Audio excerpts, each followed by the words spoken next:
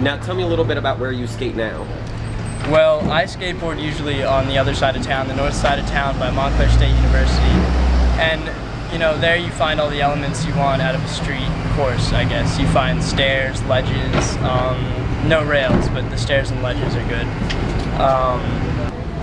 But, you know, every now and then you get kicked out too, and I don't think it's legal to skateboard there, but we do anyways. Last week, municipal officials gathered with community members to discuss the possibility of building a skate park here in Montclair.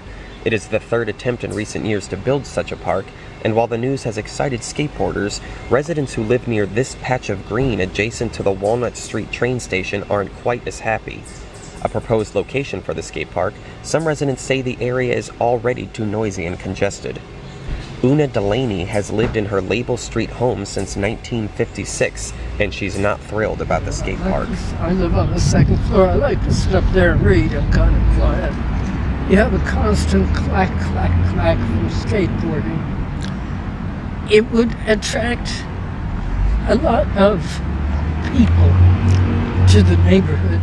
Though skateboarders contend that Church Street merchants call the police on them when they skate on the Church Street center stage, Carla Gilruth, co-owner of Terra Tea Salon, says she's rarely had issues with the teens skating outside her store. Yeah, I really only asked them to move on maybe once. Okay. Maybe, I don't even think it was twice. I think just one time, and they were fine, and they did. So you wouldn't really consider it like a big problem? No, not a big nuisance problem. Of course, since the stage went up, and actually Tom Lonergan had asked that if we saw anybody on the stage to please tell them to get off. And I wasn't comfortable with having to be the stage police either.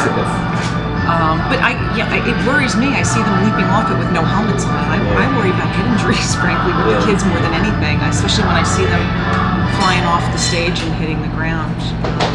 I've had some experience with that, and it's devastating, and I don't want to see a kid crack his head on it. Though the skate park has to leap a number of hurdles, including the lack of available funding and the scarcity of viable locations, skateboarders hope it will become a reality. We've been kicked out many times by the police. I mean, quite frankly, I think we're wasting their time.